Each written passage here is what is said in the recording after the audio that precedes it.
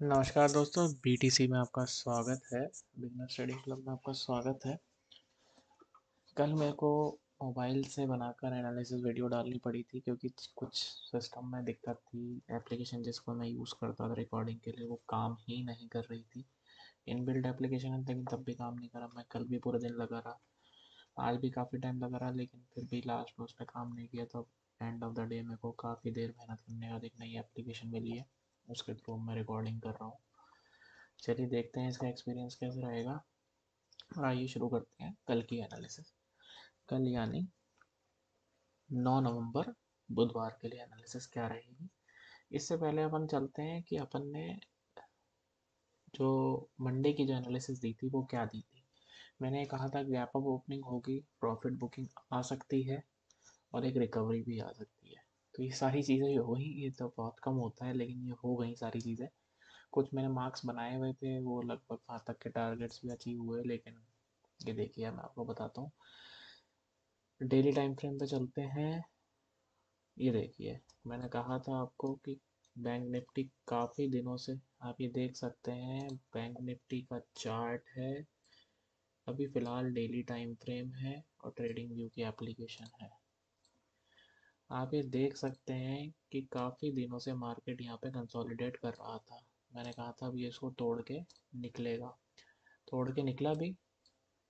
Lake और अच्छा खासा गैप अप ओपनिंग हुआ था, लेकिन अब मैं आपको जो कल प्रॉफिट बुकिंग आई उसका एक कारण बताता हूँ आपको कि क्यों आई वो प्रॉफिट बुकिंग। ये देखिए, अपन देखते हैं परसों के दिन का जो कि है 4 फ्राइडे को। आप देख सकते हैं मार्केट नीचे गिरा। इससे दिखाता हूँ, मार्केट नीचे गिरा, कंसोलिडेट किया और लास्ट के आधे घंटे में उसने ब्रेकआउट दिया। 1 घंटे में मान लीजिए, लास्ट के 1 घंटे में ब्रेकआउट दिया। तो काफ़ी लोगों ने अपनी पोजीशन बनाई। काफ़ी लोगों ने अपनी पोजीशन बनाई और अच्छा खासा 300-400 पॉइंट का गैप अप ओपनिंग हुई। मैं आपको बताता हूँ कितनी ओपन हुआ था। ये क्लोज हुआ है 292 पे और ये ओपन शुरू 704 पे। लगभग 500 पॉइंट, 400 पॉइंट का जो है गैप अप ओपनिंग हुई। तो लोगों ने तुरंत अपनी प्रॉफिट बुकिंग करी, तुरंत प्रॉफिट बुकिंग करी। यहाँ तक आया, ये हमारा लेवल था। ये मैंने आपको पहले ही मार्क करके रखा हुआ था कि ये प्रीवियस डे हाइस थे और इस पे से एक बार ये फेक ब्रेकआउट भी हुआ था। तो इस लेवल पे आके मार्केट ने थोड़ी देर टाइम बिताया, टाइम बिताकर इसको तोड़ा। तोड़ते लेकिन क्या था कि नीचे 50 मूविंग एवरेज थी, नीचे थी। इसने मार्केट यहाँ तक आया, यहाँ काफ़ी देर टाइम बिताया और तोड़ा। अच्छा खासा एक बहुत ही अच्छी बेरिश कैंडल के साथ इसने तोड़ा इसको, लेकिन नीचे थी 50 मूविंग एवरेज। तुरंत तुरंत रिकवरी आई, तुरंत recovery I. F I I D I है इसके यहाँ पे ऑर्डर्स लगे हुए होते हैं मूविंग एवरेज के ऊपर। तुरंत रिकवरी आई। मैं आपको एक चीज़ सिखाना चाहता हूँ, बताना चाहता हूँ, जो मैंने इतने समय से नोट भी किया जो कि एक्चुअल फैक्ट भी है। अगर कोई मूविंग एवरेज आपके टारगेट के बीच में आ रही है तो या तो आप उस मूविंग एवरेज तक का टारगेट प्लान कीजिए, या फिर उस मूविंग एवरेज के आसपास आने से पहले थोड़ा अलर्ट हो जाइए। 200 वाली है तो 200 से तो पंगा लीजिए ही मत, तोड़ के नीचे या ऊपर निकल कर जाने दीजिए, कोई बात, वो आपकी किस्मत में नहीं था। लेकिन 50 से फिर भी थोड़ा बहुत आप अलर्ट हो जाइए। 20 में ध्यान रख लीजिए थोड़ा बहुत। 20 कभी कभी नॉर्मली टूट ही जाती है 20, लेकिन फिर भी कई बार बहुत अच्छा रिजेक्शन देती है। जैसे कि आप यहाँ देख सकते हैं, ये देखिए 20 ने ही रिजेक्शन दिया है इसको। तो ऐसा नहीं है कि 20 भी काम नहीं करती, लेकिन 50 मूविंग एवरेज और 200 मूविंग एवरेज से पंगा बिल्कुल नहीं लेना चाहिए। अब 200 से पंगा क्यों नहीं लेना चाहिए मैं आपको दिखाना चाहूँगा। गैप अप ओपनिंग हुई, लेकिन 200 मूविंग एवरेज का इतना दम था कि इसने इसको ऊपर फेंक दिया, फिर आया, फिर ऊपर फेंक दिया। अब ये वापस आ रहा था, लेकिन इस बार क्या है, 50 मूविंग एवरेज ने इसको रोक लिया। तो अब आप ये देख सकते हैं कि मार्केट में एक वी शेप रिकवरी आ गई है। वी शेप रिकवरी आ गई है। अब कल जैसे ही ये हाई टूटेगा, जो कि मुझे लग रहा है, क्योंकि आप देख सकते हैं डाउ जोन्स जो है कल पॉजिटिव बंद हुआ, एस जी एस निफ्टी भी पॉजिटिव बंद हुई है। तो मुझे पॉजिटिव ही लग रहा है आज का, और देख लेंगे डेटा कैसा रहेगा। अगर आज भी ये दोनों पॉजिटिव रहते हैं तो कल for sure gap up opening होगी, for sure gap up opening होगी। अब आप देखते हैं कि गैप अप ओपनिंग होगी तो क्या होगा। ये ऑल टाइम हाई है, 41,480 जो है अपना ऑल टाइम हाई है। अब मान लीजिए फ्लैट ओपनिंग होती है, हम सारे सिनेरियो लेके चलेंगे। मान लीजिए फ्लैट ओपनिंग होती है यहाँ कहीं पे, अगर मार्केट टाइम लेकर, मतलब घंटा 1.5 घंटा 2 घंटा बिताकर किसी भी तरफ ब्रेकआउट देता है, किसी भी तरफ ब्रेकआउट देता है तो हमारा फर्स्ट टारगेट, अगर नीचे की तरफ ब्रेकआउट देगा तो हमारा फर्स्ट टारगेट रहेगा 50 मूविंग एवरेज। फर्स्ट टारगेट रहेगा 50 मूविंग एवरेज, या फिर जो मैं कल के लिए आपको सजेस्ट करता हूँ, आप अपनी हाफ क्वांटिटी लीजिए। जैसे आप 10 लॉट से काम करते हैं, 4 लॉट से काम करते हैं तो 5 लीजिए या 2 लीजिए। 4 लॉट से काम कीजिए तो आप 2 लॉट लीजिए बस। अगर 50 मूविंग एवरेज को तोड़ देता है और सस्टेन कर जाता है, मान लीजिए कोई रेड कैंडल ने इसको क्लोज कर दिया नीचे इसकी तरफ 50 मूविंग एवरेज को, ये क्या है 50 मूविंग एवरेज, इसको तोड़ दिया और जैसे ही नेक्स्ट कैंडल इसके नीचे निकलती है, आप एंट्री ले लीजिए और 200 मूविंग एवरेज तक का अपना टारगेट प्लान कर लीजिए। ये तो हो गया फ्लैट ओपनिंग के बाद पुट साइड जाने वाली बात। अब चलते हैं कॉल साइड। मान लीजिए फ्लैट ओपन हुई और यहाँ पे इसने हाई तोड़ते हुए, अगर हाई तोड़े तो वैसे तो देखिए 721 से 840 के बीच में 100 पॉइंट का डिफरेंस है, लेकिन आप इस 100 पॉइंट में अगर ट्रेड नहीं करेंगे तो बहुत अच्छा रहेगा।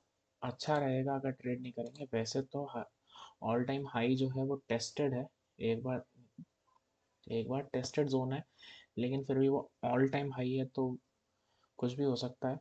इसलिए मेरा सजेशन ये रहेगा कि कल जैसे ही हाई तोड़े तो आप ये हाई टूटने दीजिए, ये हाई टूटने दीजिए फ्लैट ओपनिंग के बाद, ये हाई टूटने दीजिए।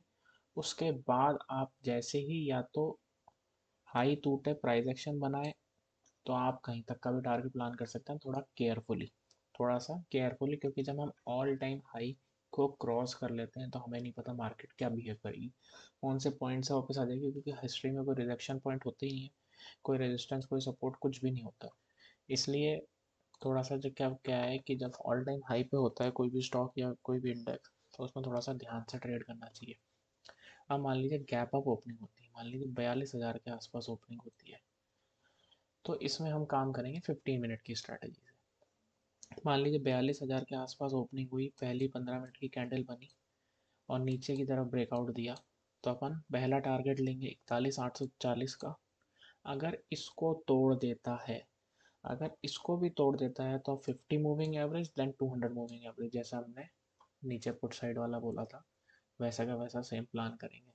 अगर इसको तोड़ देता है तो यहाँ तक का टारगेट ले लेंगे, इसको तोड़ देता है तो यहाँ तक का टारगेट ले लेंगे। अब गैप अप ओपनिंग हुई, 15 मिनट की कैंडल बनी और ऊपर की साइड ब्रेक किया, तो आप अपनी हाफ क्वांटिटी के साथ ही ट्रेड करना, हाफ क्वांटिटी के साथ ही आप ट्रेड करना। क्या पता 42,200 पे पलट जाए, 42,100 पे पड़ जाए, 42,050 से पलट जाए, क्योंकि कुछ नहीं पता कब प्रॉफिट बुकिंग आ जाएगी। कुछ नहीं कह सकते आप कब प्रॉफिट बुकिंग आ जाएगी, क्योंकि हिस्ट्री में पहले कभी वो लेवल छुआ ही नहीं है मार्केट ने, तो आप प्लान नहीं कर सकते। तो आप थोड़ा सा संभल के चलिए। और अगर बैंक निफ्टी से बच पुट साइड में आप जा सकते हैं, आराम से जा सकते हैं, लेकिन अगर आप कॉल साइड जा रहे हैं तो थोड़ा सा संभल के चलिए। और अब मैं डेली टाइम फ्रेम लगाना चाहूँगा इसमें। आप देख सकते हैं मार्केट ने इसको तोड़ा है और एक डॉजी बनाई है, मतलब कन्फ्यूजन है, मार्केट में कन्फ्यूजन है। आज कोई पता नहीं अमेरिका के इलेक्शन का भी कुछ सिस्टम का रिजल्ट आने वाला है, या पता नहीं क्या बाई इलेक्शन होते हैं, मुझे नहीं पता ज़्यादा इस न्यूज़ के बारे में, लेकिन हो सकता है मार्केट इस चक्कर में, और कोई यूक्रेन वुक्रेन का युद्ध वुद्ध के भी नाटक कुछ चल रहा है, और वो वहाँ पे किंग जुम जुम ने भी कोई मिसाइल विसाइल कर दी है, तो मार्केट इस समय थोड़ा सा कन्फ्यूजन में है। आप देख सकते हैं ऑल टाइम हाई एक बार जब यहाँ से रिवर्स आया था तो दोबारा इसने काम किया, एक बार टेस्ट हो चुका है, आपको मार्क करके देखा तो ये तो ऑल टाइम हाई एक बार बना, एक बार ये टेस्ट हो चुका है, तीसरी बार ये आ रहा है, कोई बहुत बड़ी बात नहीं है दोबारा टेस्ट होके नीचे आ जाए, और कोई बहुत बड़ी बात नहीं, दोबारा टेस्ट होकर ऊपर चले जाए, चांसेस ज़्यादा ऊपर जाने के हैं क्योंकि टेस्ट हो चुका है। एक चीज़ याद रखिएगा कि अगर गैप अप ओपनिंग होती है तो ये जो लेवल है एज अ सपोर्ट काम करेगा, एज अ सपोर्ट काम करेगा। तो आप इसको ये मत सोचिएगा कि इसको तोड़ के ही नीचे जाया जाएगा। तो ये तो हुई बैंक निफ्टी की बात। वी शेप रिकवरी है मेरे हिसाब से, कल ऑल टाइम हाई हमें देखने को मिल सकता है, चाहे वो जस्ट ओपनिंग के लिए ही हो, लेकिन हमें कल ऑल टाइम हाई देखने को मिल सकता है।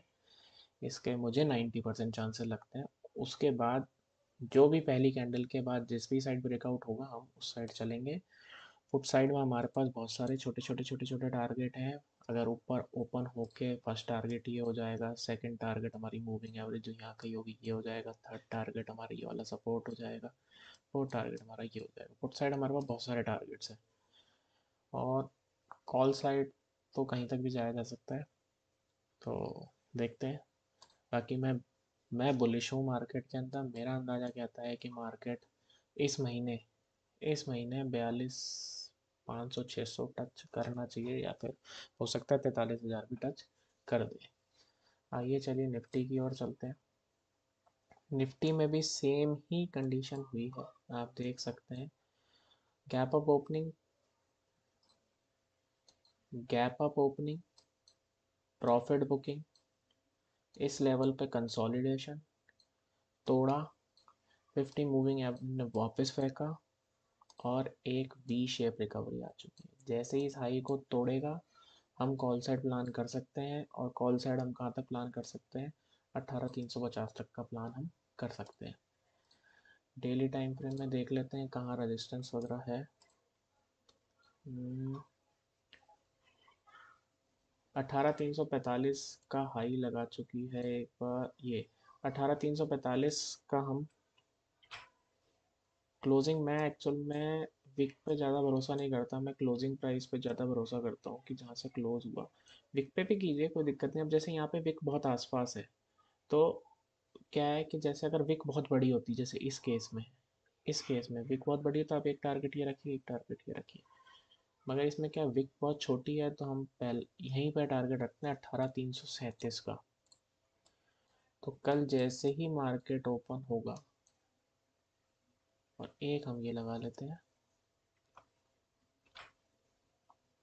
हाँ जी, 15 मिनट का टाइम फ्रेम कर लेते हैं।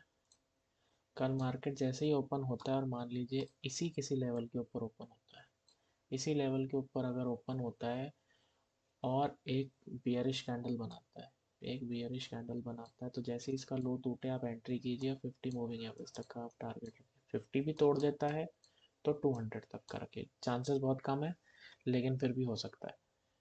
मार्केट है, मार्केट कुछ भी कर सकता है। फ्लैट ओपनिंग होती है और 1-2 घंटा टाइम बिताकर ये हाई तोड़ता है, आप बेफिक्र बेहिचक आप एंट्री लीजिए, बेहिचक आप एंट्री लीजिए, और यहाँ तक के आप टारगेट्स प्लान कर सकते हैं। जैसे ही यहाँ पे टाइम बिता के ब्रेकआउट किया, आप यहाँ तक के लेवल्स का टारगेट लेकर चल सकते हैं। अब मान लीजिए गैप डाउन ओपनिंग होती है, गैप डाउन ओपनिंग होती है और यहाँ कहीं ओपनिंग होती है 50 मूविंग एवरेज के ऊपर, तो तुरंत रिकवरी, जैसे आज रिकवरी आई थी वैसे की वैसी रिकवरी आ सकती है। फर्स्ट टारगेट ये आप ले सकते हैं, और सेकंड टारगेट आप ये लेकर चल सकते हैं। अब अगर गैप डाउन ओपन होके यहाँ से रिकवरी लेगा, तो मेरे हिसाब से कल मार्केट यहीं कहीं बंद हो जाएगा, लेकिन गैप डाउन ओपन होने के चांसेस बहुत कम है। बाकी आज का डेटा देख के देखेंगे क्या होता है। अब मान लीजिए और बड़ा गैप डाउन ओपन हो जाता है, इसके नीचे ओपन होती है, यहाँ कहीं ओपन होती है, तो और एक ऊपर की तरफ चलती है, तो ये एक रेजिस्टेंस की तरफ काम करेगा और नीचे आ जाएगा। नीचे आएगा 200 मूविंग एवरेज तक का हम टारगेट ले सकते हैं, जो कि कल यहाँ कहीं घूम रही होगी 18,020-30 के आसपास। तो हम यहाँ ओपन होकर, जो कि ज़्यादा बड़ा कोई वो नहीं है, 18,100 से 70-80 पॉइंट का टारगेट है, तो बचिएगा। अगर इतना बड़ा गैप डाउन ओपन हो जाए, 50 मूविंग एवरेज के नीचे ही गैप डाउन ओपन हो जाए, तो इस एरिया से ट्रेड करने से बचिएगा। कुछ भी हो सकता है, कभी भी रिकवरी आ सकती है। देखिए ये भी एक पॉइंट है, ये भी एक पॉइंट है, ये भी एक पॉइंट है, तो कहीं से भी रिकवरी आ सकती है, इसलिए ट्रेड करने से बचिएगा अगर बहुत बड़ा गैप डाउन ओपन हो जाता है। आइए चलते हैं, हमने जो कल स्टॉक्स जो बताए थे उनका रिजल्ट एक बार देख लेते हैं। कल हमने बताया था रिलायंस, डेली टाइम फ्रेम कर लेते हैं। कल हमने बताया था रिलायंस, आप देख सकते हैं बेहतरीन रिजल्ट आए हैं इसके। और मैंने आपको बताया था कि कल जैसे ही हाई तोड़ेगा हम एंट्री लेंगे। मैंने इसमें प्रॉफिट भी बुक किया था कुछ 3-4 हज़ार रुपये के आसपास का। और ये मैंने लेवल मार्क किया था कि अगर इसके ऊपर क्लोजिंग दे दी आप पोजिशनली इसमें एंटर कर सकते हैं। अब अगर कल ये प्राइस ऊपर, मतलब ये जो प्राइस है 26,010 रुपये से ऊपर निकलता है, आप एंट्री ले लीजिए और आप 2800 तक का लेवल इसमें आराम से देख सकते हैं। फर्स्ट टारगेट आप बना लीजिएगा 2670 का। फर्स्ट टारगेट आप 2670 का बना लीजिएगा, हाफ क्वांटिटी तक यहाँ तक कीजिएगा हाफ, और उसके बाद की हाफ क्वांटिटी आप 2800 तक के लेवल आप देख सकते हैं। दूसरा स्टॉक था यूपीएल। ओहो, यूपीएल ने भी बहुत ही अच्छा प्रॉफिट दिया है, आप देख सकते हैं। मैंने बोला था यहाँ पे 200 मूविंग एवरेज के ऊपर सस्टेन कर गया है। 790 तक का लेवल हमें देखने को मिल सकता है, क्रॉस ओवर होने वाला है, एक हो गया है ऑलमोस्ट, ये भी हो ही जाएगा। ये क्रॉस ओवर हो गया है और ये यहाँ से भी मुझे लग रहा है हो ही जाएंगे। तो हमें 790 तक के लेवल देखने को मिल सकते हैं। तीसरा स्टॉक था मुथूट फाइनेंस। ये देखिए क्या प्रॉफिट आया, क्या बढ़िया प्रॉफिट आया है। अब आप इसमें थोड़ा सा संभल के ट्रेड कीजिएगा कि कल जैसे ही ये हाई तोड़ता है 1124 का, मैं आपको मार्क करके देखूँ, कल जैसे ही ये हाई तोड़ता है 1124 का, ये मूविंग एवरेज यहाँ कहीं आ जाएगी तो 1140 से ऊपर का टारगेट आप प्लान मत कीजिएगा।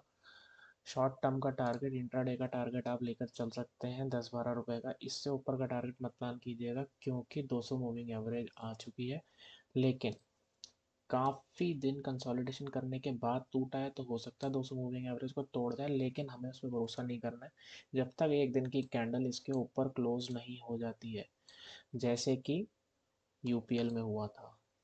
तब तक हम पोजिशनली इसके ऊपर नहीं जाएंगे। और हमने ट्रेड दिया था हिंडाल्को का,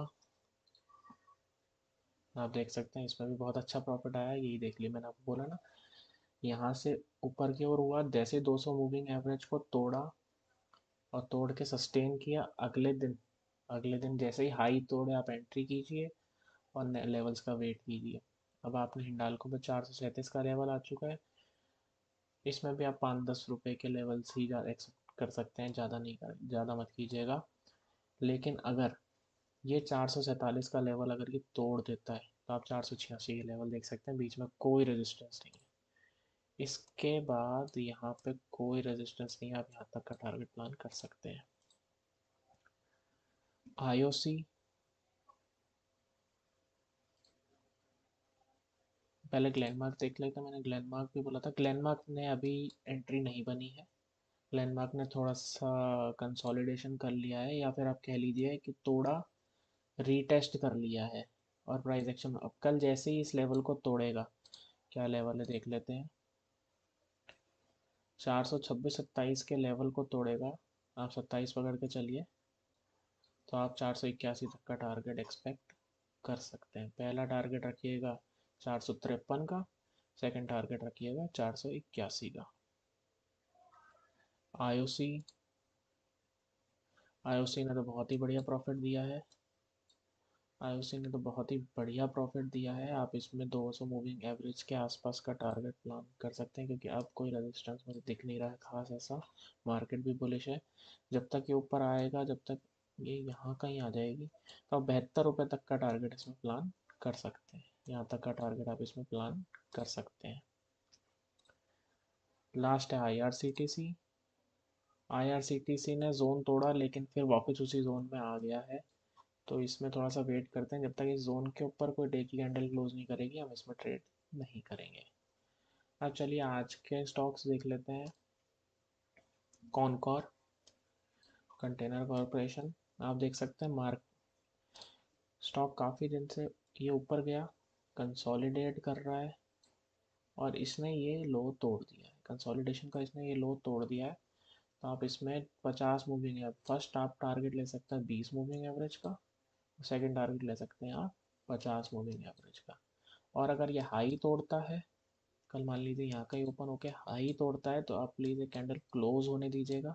यहाँ पे भी एक कैंडल इसके नीचे निकल जाने दीजिए। मैं थोड़ा सा क्लियर कर देता हूँ। जैसे ही इसके इस पॉइंट के नीचे कैंडल निकलेगी, तब आप एंट्री लीजिएगा। कोई भी 15 मिनट की कैंडल इस पॉइंट के नीचे क्लोज हो जाती है, तब आप एंट्री लीजिएगा। First target 200 moving average, second target 50 moving average. और पोजिशनली, जो कि बहुत ही मुश्किल है, इतना मेरे को नहीं लगता गिर पाएगा, लेकिन मगर जब तक ये 50 को तोड़ेगा तो ये 200 मूविंग एवरेज यहाँ कहीं होगी, तो आप 700 रुपये तक के लेवल इसमें आप प्लान, 700 तो नहीं, 710-20 रुपये तक के लेवल आप इसमें प्लान कर सकते हैं। ग्लेनमार्क अभी भी गेम में है। जहाँ तोड़ेगा जहाँ तोड़ेगा वहाँ तक का टारगेट है। हाई तोड़ता है, यहाँ तक का टारगेट है। लो तोड़ के यहाँ पे क्लोजिंग दे देता है, तो 50 मूविंग एवरेज तक का टारगेट है, जो कि हम 405 रुपये तक का ले सकते हैं। और कोल इंडिया एक अपने इम्पोर्टेंट रेजिस्टेंस जोन पर आ गया है। अगर इस पॉइंट के ऊपर 250 रुपये के ऊपर क्लोजिंग देता है, 250 रुपये के ऊपर क्लोजिंग देता है, तो हम पोजिशनली इसमें एंट्री ले सकते हैं। और मेरे हिसाब से ये यहाँ से रिटर्न भी हो सकता है। देखते हैं कल क्या होगा। इसमें कल ट्रेड नहीं करना है, कल इसको सिर्फ वॉच करना है। कोरोमंडल ने अब 200 दिन की मूविंग एवरेज पे सपोर्ट ले लिया है। अगर कल अगर कल 200 मूविंग एवरेज और इसका लो तोड़ता है, कल का डे काम होने दीजिएगा, कल की कैंडल क्लोज होने दीजिएगा। अगर इसके नीचे क्लोज होती है, तो हम इसमें पोजिशनली पहला टारगेट, गलत खिंच गई लाइन, पहला टारगेट 900 रुपये, सेकेंड टारगेट 860 रुपये का हम प्लान इसमें कर सकते हैं। तो ये थी आज की एनालिसिस। होप, मैं आशा करता हूँ आपको अच्छा लगा होगा। और अगर आपको मेरी एनालिसिस अच्छी लग रही है, तो प्लीज़ लाइक कीजिए, शेयर कीजिए, सब्सक्राइब कीजिए और BTC को ज्वाइन कीजिए। Thank you.